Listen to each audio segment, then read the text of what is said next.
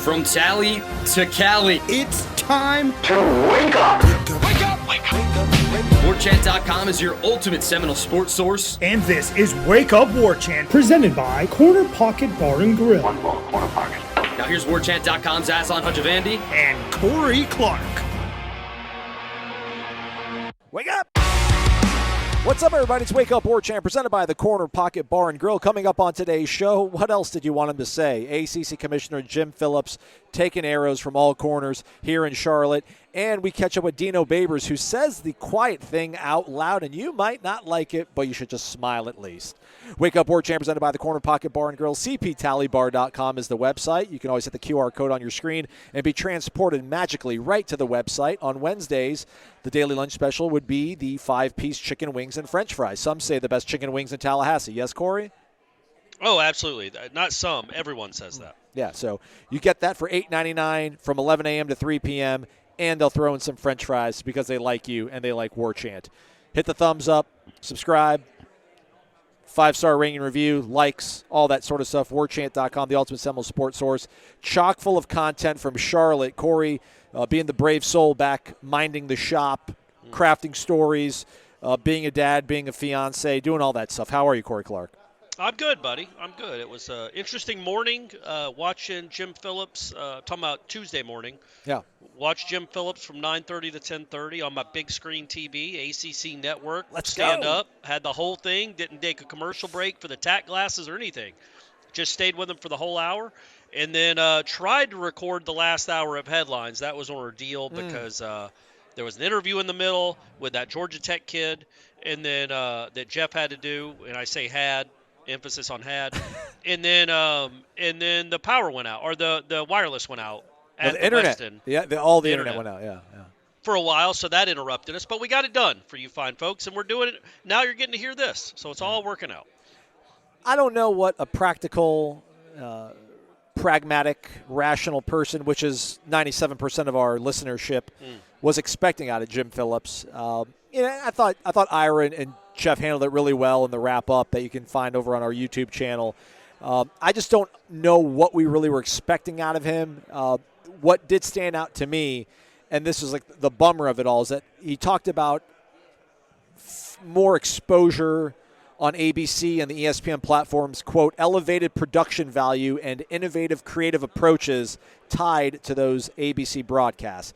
To which me sounds like, Corey, like we're the joke, like we're the guinea pig, we're the XFL, we'll put cameras on referees so we can try to make your product a little bit better. Like that's where we are on the rung when it comes to valued partnerships of product and the mothership at ESPN. So that was like a dagger. Like I wasn't expecting to be buoyed by anything, but like that opened my eyes. I was kind of sobering that I feel like ACC is almost this, trial balloon now for let's try anything that we can figure out to give you guys some better traction, but it's not going to result in bridging this revenue gap. Yeah, man, and that's the key. That's what everybody was looking for or hoping for. Somehow, some way, there'd been a miracle where he's gonna say, look, we've got, even if it's like $7 million per school that we've added to the revenue stream, and it's just not there. And he speaks in vague generalities when he's talking about enhancement and trying to find these different revenue streams, but clearly nothing concrete because there isn't anything for him to do. There's nothing there. He talked about an 8-point plan. He talked about a holistic approach and brand and face-fronting brand and all this stuff that just is gobbledygook. And it's stuff that people in his position say. But the end of the day is there's nothing that's been added from a value standpoint to this conference in the last year, or even more specifically since the spring when they had those meetings, that makes this tenable in the long term for Florida State and Clemson, and I guess to a lesser extent Miami, to try to compete nationally when there's no real strides being made to make up that difference. And but you're right. What could he say? It's not like he's not trying. Right. He doesn't want this conference to implode. There's nothing he can do in his eyes, I'm sure, or maybe the truth because of that grant of rights. So what's he going to say other than, hey, man, we're going to have some cool graphics on the TV this year? Yeah. That'll be cool, right, gang? Huh? Everybody, who's excited about that? Oh, and field hockey and tennis. Don't forget about that. We dominate those. So yeah, it was the State of the Union. It was an hour long. It was a 28-minute opening statement, and then he took questions for half an hour, mostly about NIL and the revenue disparity, and really didn't. He was very specific in how he wanted to attack the NIL issue in his mind. And the It's an Northwestern issue. question. There wasn't any. Yeah, isn't that weird? And then so no Northwestern talk other than I'd say a 2-sentence statement he gave at the end of his soliloquy, and then it was either NIL talk or revenue disparity, and he was very specific about why he didn't like the NIL in its current structure and what he would like to change. But when it came to the revenue distribution and trying to catch up with the SEC and the Big Ten, it was just words. There was nothing specific he could say because there's no way to attack it. What I did think was interesting was the way he talked about the meetings since the spring. I thought that was kind of interesting, right? I don't know how much I buy it. And as Ira pointed out on headlines, there are probably meetings going on without Jim Phillips in the room. You know what I mean? These schools are probably saying one thing in their board meetings and a whole other when Jim Phillips isn't around.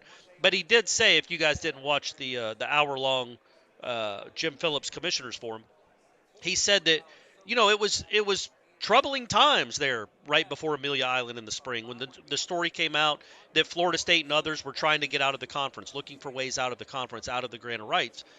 And then he said they've had a bunch of productive meetings since, and they've met more this summer than they met in the last 2 years. The board.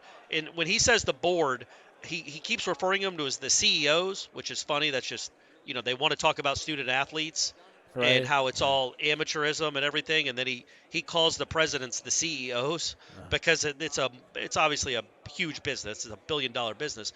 But he says the CEOs, which are presidents and chancellors, they meet once a week, which is more than they were ever, maybe sometimes more than that. So there is communication going on trying to fix the problem, it would appear, but then there's no real substance behind any, and there's no solutions yet. Yeah.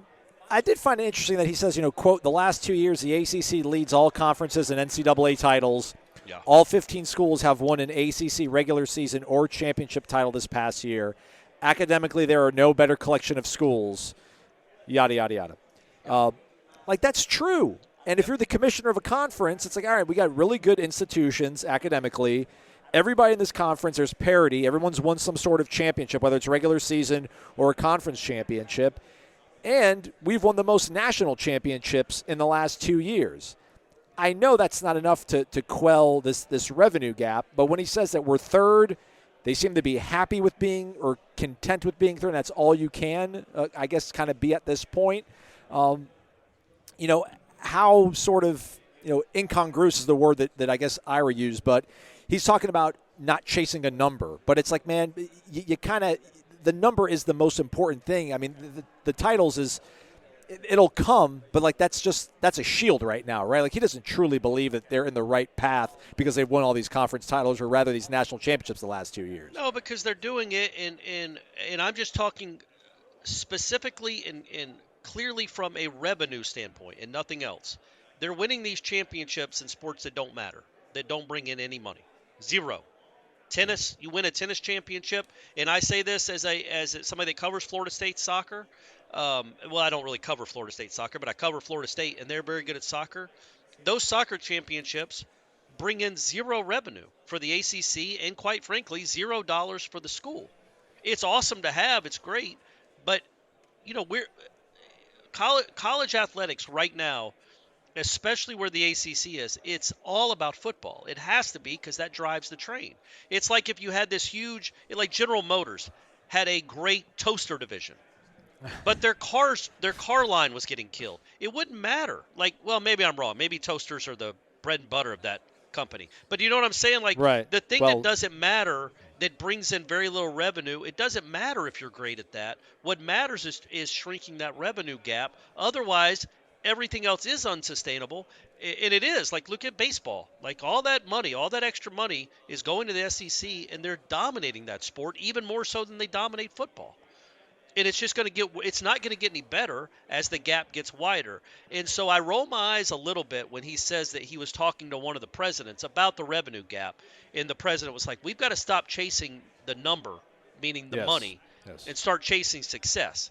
And it's like, okay, big dog, how about the next time you want a raise or a contract? Don't ask for a value amount. Don't try to be on par with the Big Ten or the SEC or the Pac-12 commissioner. Just bathe yourself in the trophies that you win. Like, that's not realistic. Money is what matters. Money is what drives big businesses. Clearly, it's what drives sports now, and kind of has for decades. And so it seems a little bit insulting, but I get that he would bring that up. Like, yeah, let's quit trying to be the SEC. We're not going to make it, like, work smarter, not harder. Right. That nonsense that was in newsrooms for 20 years. No, man. You can't work. You can work as smart as you want. If you don't have the money at your disposal, you can't compete in the long term with these schools that are making $40 million. You can't. The CFL team can't compete with the Dallas Cowboys. They can't. They don't have the money to.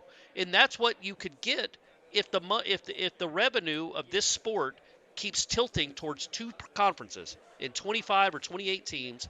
It's going to be a seesaw, and they're going to be way up high, and you're going to be down low, and there's nothing you can do. So but he can't. What can he say? To your point, Aslan, there's nothing he can say that doesn't make him look like he's got no answers.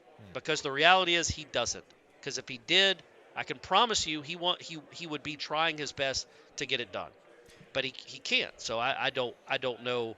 He keeps talking about their partnership with ESPN and how everybody wants to be profitable, and they're having great talks and great discussions. It was the same thing, all the same stuff he said last year. In real time, it caught my ear a little bit, but now, like, reading the raw words on my screen, shout out to our own Matt Lassere for copying and pasting the entire transcript over on the warchant.com Tribal Council. But he says, I repeat, I strongly, and the conference strongly supports student-athletes' ability to monetize their name, image, and likeness through endorsement contracts, social media, and other legitimate activities.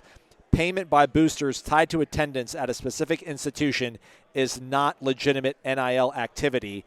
The recent unprecedented transfers of student-athletes are tainted by inducements disguised as NIL money. He goes on to talk about, it seems like they've reached the point in the road where they realize that federal intervention is like the only way forward. I guess hopefully that's something most people can get behind, or maybe that's something that even we can't find consensus on in this day and age. But that was probably, other than the revenue gap, to your point you mentioned earlier in terms of summing up his comments, NIL seemed to be the larger part of his discussion. And it sounds like he and the conference are backing up any sort of push to have Capitol Hill step up. And I think he even mentioned that, they've probably spent more time in D.C. than most people have, because that's how important it is, and that's how vital and probably the only savior stopgap to prevent this sport from spiraling further out of control. Yeah, I think so. And I think most people, even the people like us, and I think I can speak for both of us, that are actually excited that these players get paid. Like, I am genuinely excited that Jordan Travis is making money this year. He deserves it. He's made a ton of money for Mike Norvell. He's made a ton of money for the university. He deserves a cut of it. And so I think everybody is on board with that. And so coming from that vantage point of wanting players to get paid for their name, image, and likeness, I think we can also agree that this isn't working long term. This isn't fair. It's just not how sports is supposed to be, that you can have no contracts, money involved, but no contracts, and willy-nilly leave one team for another within a month, within 2 weeks, if you get a better deal. And there's no guardrails in place for that. I just think from the equitable standpoint, if they're either contracts, which would make them employees, and he keeps saying they're not employees. He made a point of emphasizing that on Tuesday. The student athletes are not employees.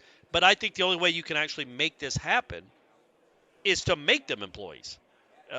And we'll see how that goes and when that happens. But otherwise, you're going to have a bunch of kids that leave, one school for another because of an extra $100,000, and there's nothing that ties them to it. And again, you can say, well, that's capitalism, that's free market. Every player in the NFL plays under a contract. Aaron Rodgers now can't just leave tomorrow and go transfer and play for the Cardinals or go back to the Packers. He's got a contract. These players are coming. Keon Coleman doesn't have a contract. He's here. He's going to play for Florida State. But what if tomorrow he's like, you know what? Ohio State just offered me 1.2. See you, Tallahassee. Like, there's nothing keeping them in place right now, and it has become a pay-for-play. Now, Keon Coleman's not a great example because Keon Coleman has proven he can play. Right. And is a big name in this sport. But the recruits that are getting pulled this way and that way that have accomplished nothing, I think most people listening to this, not all, but most people listening to this, realize that's kind of an issue. The pay-for-play is not what this was supposed to be. It was supposed to be for guys like Jordan Travis, guys like Jared Verse, who had made names for themselves, make it appealing for them to come back to school for another year. Give them a chance to wet their beak or wet their whole body. When it comes to the financial aspect of the sport, because this sport makes too much money for the players to just get paid in scholarships. So we're all aboard on that. It's just with the transfer portal, with no guardrails in place from transferring from one school to another, and no contracts for these guys to sign, there's really no laws that are preventing just absolute mayhem. And I just think as college football fans, we want some regulatory steps in place, right? Yeah. Where you know who's on the roster and who's going to stay on the roster for a couple of years. I think that's what all of us want. Will we get it, though? That's another question. Will we get this bridge to the gap? Who knows? What we do know is that if we go to vitaminenergy.com and use the promo code WARCHANT BOGO and we add 2 items into our cart, one of those will instantly turn free if it's of equal or lesser value. It's as easy as that. Go to vitaminenergy.com, use the promo code WARCHANT BOGO, BOGO, to enjoy this promo offer. So many great benefits of Vitamin Energy. Obviously the vitamins, obviously the energy, 7 hours of it, probably even more. It's 260 milligrams of all natural caffeine, which means there's no sugar in there, so there's no sugar crash. Vitamin Energy goes down in a quick sip and is instantly absorbed in your body, making it a fast-acting energizer, promoting healthy nutrient metabolism with no belly bloating. And Corey, at this point, I think you've got the washboard abs, so you don't want to drink a 16-ounce thing of fluid in your belly. You just want to take a little shot. Let Steph knows what she's going to be able to see at your exotic newlywed honeymoon down the road, right? Show off the abs. Correct. In fact, I actually sent her a shirtless pic on Tuesday. And she commented on the V. Ooh. Okay, just throwing that out there, gang. Hey, you're not getting one. Don't get in my DMs asking for me for that shirtless pic, because you're not getting it. But go get your Vitamin Energy, gang. That's what you can have. You can't have a shirtless pic of Corey. You can have that. Yeah. Right now they're offering like 17% off, which sounds really cool. But you folks are equipped with a buy one, get one free promo. It is WARCHANT BOGO, BOGO. Shake it and take it. Check it out, vitaminenergy.com. Dino Babers, talking ball, taking a shot at your ball coach, everybody? Listen up. Find out more right after this. Head football coach of the Syracuse Orange joining us here on Wake Up Warchant, Dino Babers. Coach, last time you were sitting here talking to me, believe it or not, ended up being right before you won 10 games in a season back in 2018, so you're welcome. Where have you been those other seasons? They froze us out, Coach. They froze us out. For you, as a head football coach, being an offensive-minded guy, knowing what you have in Garrett, understanding how much he's going to grow, how much at ease does that put you and your team at right now? Well, we still haven't seen a lot of Garrett. He had a surgical procedure in the spring. He's recovering from that. We expect him to be, the same or better. That's what the doctors are telling me, and I'm holding their feet to it. Oh, is that a fire? But, we're excited. We're excited where he may be able to go and take this thing, and we're looking forward to getting him at full speed in August. Aronde gives you something that I think every coach in the country is completely jealous and envious of. What sort of rapport do you think they developed last year, Garrett and Aronde, and where can they go this season? Oh, they got the okey doke. They've got that thing where one person says one word, the other person finishes the sentence. There's no doubt there's a relationship. There's no doubt that there's a chemistry, and there's no doubt that he's going to find ways to get him the ball, and he's going to do things with the ball after he gets it. There's some changes, but I guess there's continuity at the same time on things with the offensive staff. I mean, this offense is kind of seen through, I guess, your vision. How much on the page are you and Coach Beck right now, and what does he bring that, you think maybe he saw some fresh set of eyes last year as a quarterback's coach? First of all, I think that he's done a nice job in the spring. Robert and I left us to NC State. Robert did a fantastic job for us, and just like on the defensive side of the ball, Tony White left to go to Nebraska, and Rocky Long came in, the guy that taught Tony White the defense that he's running at Nebraska. So we've got a lot of continuity on offense and defense, but I do feel like this is going to be a breakout year. This is going to be something that he's done before. Coach Beck's been a coordinator before, and I think it's a lot easier breaking in as an offensive coordinator with someone like me more so than going with somebody that's a lot more defensive oriented. Do you look for parallels between the success you've had in the past, or do you try to look for parallels maybe you had in camp in 2018 and what you have now, or what are sort of things that you can maybe put your finger on, you feel like, from this past spring that makes you feel good about a potential breakout? Well, I think the biggest thing is that every team's different. You got to treat every team's different. But you don't have one of those seasons unless your offense and defensive line is ready to go. And we've got some talent coming back on the defensive line. Our offensive line, we got to plug some holes. We had graduation of Matthew Bergeron, who went in the second round to the Atlanta Falcons. We lost two other offensive linemen out of that group. So we got to replace 3 out of the 5. But we think we've got a solid group. We think we've done some recruiting. And if these guys come along in August, then woe be unto thee. You brought Rocky Long onto the staff, which is a huge get, Coach. I mean, I feel like almost undersold that to a certain degree. I mean, kind of the architect of the whole 3-3-5 system. I mean, I'm not trying to act like I'm a football nerd. I don't know anything about this stuff. But you as a head coach. You're not wrong. Well, I guess do you look through it as you being an offensive-minded coach, what a 3-3-5 would give you challenges for? Is that what kind of makes it an appealing thing for you? And what sort of things does a 3-3-5 throw a curveball, I guess, at some of these teams that they're not used to seeing? Well, I think the biggest thing is it's just an older defense. And when I say an older defense, it was around when I was a player.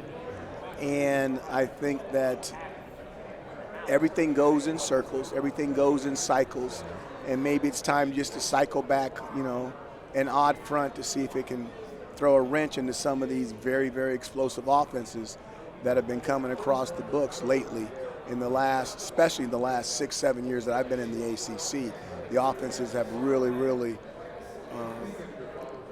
turned into something that it wasn't. I think this league is learning from itself and learning from other opponents, and it's gotten a lot more wide open than what it's been. I mean, you talked about not comparing teams to one another, and because things can change so much year over year. I think maybe Florida State's kind of proof of that after what they were in 2020 to 21, and then what you saw last year. What do you attribute sort of that overwhelming kind of offense they seem to have last year, at least in the second half of the season? I mean, what did you see, and what do you think Coach Norvell's built in Tallahassee that's led to this success? Fantastic name, image, and likeness. Hey. No, a coach does a fantastic job. He's got a good offensive line, but there's no doubt that team is extremely, extremely talented, and they've really hit home runs on some of their transfers and taken advantage of that transfer portal and the things that are going on, just like everyone else is taking advantage of it. So you can't get mad at someone doing it absolutely right. You can't get mad at McDonald's fries, you know what I mean? So they're doing a fantastic job. God bless them, and I wish them nothing but the best. Jordan Travis, I mean, how much growth did you see from him on film in terms of what he's become as a quarterback? A lot of growth. Between Jordan and the receivers and the defense with Verse, the offensive line, which people don't give credit, a big change in their offensive line, their defensive line. They were the biggest difference between Team A and Team B. And you mentioned it, you're right. For someone that says you don't know a lot about football, you're hitting a lot of home runs here. Checks in the mail, Coach. Checks in the mail. Those aren't doubles; they're home runs you're hitting. So they did a fabulous job, and and they're going to probably continue to do a fabulous job with it. What's been your motivation the last 3-4 months, 5 months coming out of the last season? And what's been motivating you, and how optimistic do you feel about? Really, really excited about seeing if we can get another bowl season here at Syracuse. If we can find a way to scratch and claw and get back there one more time, I think that would be something that would be really cool.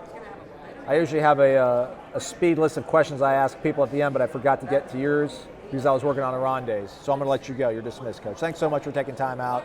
Best of luck this upcoming season. Mahalo. There you go. MyBookie.ag has always been a proud supporter of mixed martial arts and its athletes, and what better way to celebrate than a giveaway? MyBookie has teamed up with Dustin Poirier to give away 2 autographed Everlast gloves and the UFC's official Heartbeat hot sauce kits. That's his own hot sauce. He's from Louisiana, everybody. He don't mess around. To get in on the contest, all you need to do is have a successful deposit on the website in the past 90 days, like the contest post, which has been on our Twitter, the Warchant Twitter. It's also on the Wake Up Warchant Twitter as well. And follow the MyBookie account on social media, Twitter or Instagram.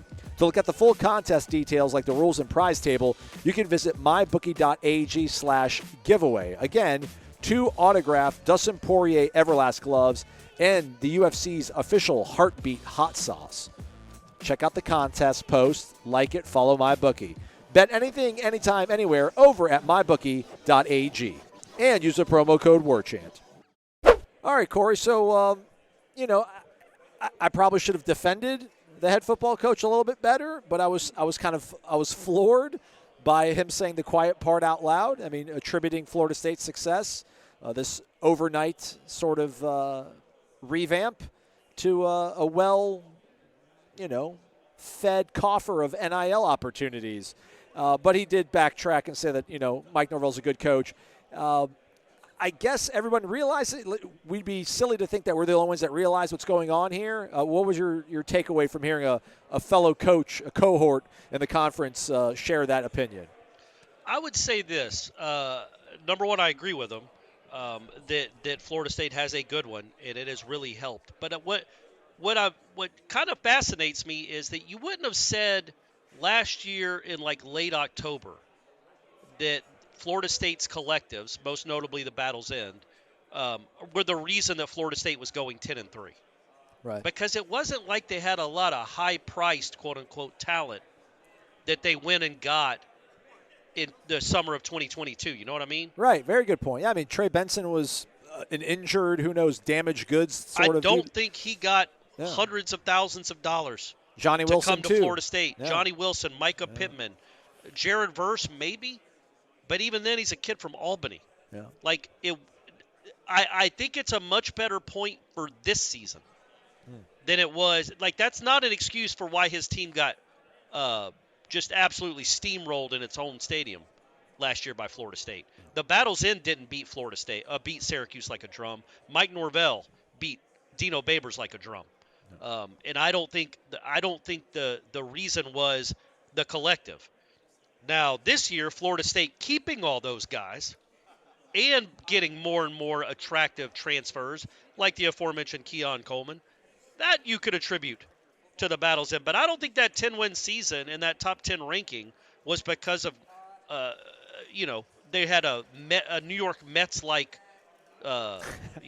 salary cap. You know what I mean? Like, they didn't have a payroll like that. It's just that they were coached well, and they went and got players that a lot of other schools didn't want. Yeah. And he said it, too. He's like, hey, you can't be mad for people doing something at the highest possible level. He's like, you can't get mad at McDonald's for having the best fries. Make your fries up to theirs standard. So you agree with that? Them having McDonald's? the best fries? I like Checkers, believe it or not. Let me zag hard. I do like McDonald's fries, but I think Checkers has better fries. I said it. Or Rallies. Man, you're on record. I'm on record. What about you? Okay. All right. I think McDonald's. I don't eat a lot of fries because I don't like potatoes. That's right. Skinny. Yeah, that's right. McDonald's are the ones I've always been able to eat. I'm happy to say, unless they become a sponsor, and then I'll start eating them all the time. I have not eaten McDonald's fries probably in a year and a half. Yeah. But right. buddy, if somebody around me is eating McDonald's and I smell those fries, holy moly. You start salivating, man. It's like Pavlov's dog. It's ridiculous. That's how good those fries are. So I guess I'm with Dino on that. Okay. I guess I'm with Dino on that. And he's right. Like, it's within the rules what Florida State's doing. Yeah. And I think there are no rules, but yeah. Well, correct. I don't think he's criticizing, and I also read it as he's not criticizing Norvell. No, he wasn't. I think he's lamenting his own lot in life. Yes. And that Syracuse doesn't quite have the interest and financial backing that Florida State does for college football. But hey, man, go coach lacrosse or what else? Are they good at anything else at Syracuse anymore? Just lacrosse, crew? right? Do they have crew? Hey, you're right. Field They're probably hockey? really good at crew. Yeah, field hockey they probably crush. Yeah. I'll look up the national field hockey rankings while you're talking here. I think we're about done though, Corey. But feel we free are? to. Yeah, What? I mean, is there anything else on your mind you want to talk about? I did want to talk a little bit, and I brought it up on headlines too, about I just thought it was ironic, and it made me chuckle that about 10 years ago around these parts, there was a 20-year-old quarterback whose name was involved in off-the-field troubles, let's just say, How many years ago? Well, about 10. It was 9, really. Okay. It was right at 10, but when it really became like a talking point every week, it was like almost 10 years ago now. Okay. And it went for a year that all the media members were told every time before, hey, just here to talk about football. Can't talk about things that are ongoing, criminal investigations, blah, blah, blah. We're not allowed to speak. Didn't keep the media from asking that certain player about things like that for the most part. He was always asked a few things. And then my man at the ACC Commissioners Forum says, hey, as you guys know, it's an ongoing investigation, so I can't speak on that. And he doesn't get a single other question. He doesn't get a single question about it. Jim Phillips is like, yeah, what are you going to do? Ask me about NIL. I'll talk about that. But it was just, it was funny to me that nobody went back and pivoted and brought back up, like, so what is an AD's role when it comes to hazing? Apparently in multiple sports on your campus. I thought that was just how maybe different walks of life are treated by the media. Maybe a 20-year-old is treated different than a 45-year-old with a doctor in front of his name, and how just bass backwards that is. But what are you going to do? Yeah, and everybody other than me that raised their hand, and I wasn't going to ask him that, but everybody that wanted to ask a question pretty much got a question in, and no point did anybody pivot from wanting to ask that question to ask him about NIL. So it wasn't on anybody. It was definitely respected and heard. Like when he said that, everyone's like, "Oh, okay, we get it." I don't know. Maybe it's because we're in his house almost, like he's invited. But then again, you're doing an interview on a college campus outside of a locker room or on a practice field. That's someone's house as well. But right. Good point, Corey. I didn't think about that, but. But by the way, though, did you see the video of Ira and Jeff doing their wrap up and Jim Phillips walking right behind them? I think he was about to take a phone call. That might end up being some sort of pivotal phone call in the history of college athletics. Maybe the ACC. Maybe we don't know who he was on the phone with, but maybe he was desperately trying to get a lifeline out of this place. And maybe this is the domino that gets us out of here and onto greener pastures. But something to think about. I don't think he's not. What do you mean? Like he's getting out of the ACC, or the ACC is going to be disbanded? Maybe both. Maybe he's. I think he was probably getting a call from his lawyer about, hey man, you're named in this lawsuit. Good job not talking. Don't talk to anyone about it. All right, fair enough. Were you about to say something before I interrupted you there, Corey? Apparently, at least at some point last year, Syracuse was ranked number 12 in field hockey. Oh, okay. So, again, they're crushing it in the sports that matter, like lacrosse and field hockey. And, folks, if you don't know this, apparently the ACC it was an all-ACC finals in field hockey last year. And I think in women's tennis, either men's or women's tennis, it was an all-ACC final there, too. So, again, you guys can lament the fact that you're $35, $40 million behind Florida annually. But don't forget the lacrosse and the field hockey and the women's tennis and men's tennis for that matter. Well said. You're still doing some stuff there. All right, folks. ACC Kickoff now a 3-day extravaganza. Tomorrow's show is going to be fun. We're going to have Mike Norvell, Jared Verse are going to stop by the Wake Up Warchant table, but we're also going to speak to Coach first thing in the morning. Then he, Jared, Jordan, Kalen will be on the podium in the main ballroom. Following that, excuse me as I lose my voice. Wow. Sorry about that. Let me take a shot of water here. That sounded like a character in Goodfellas.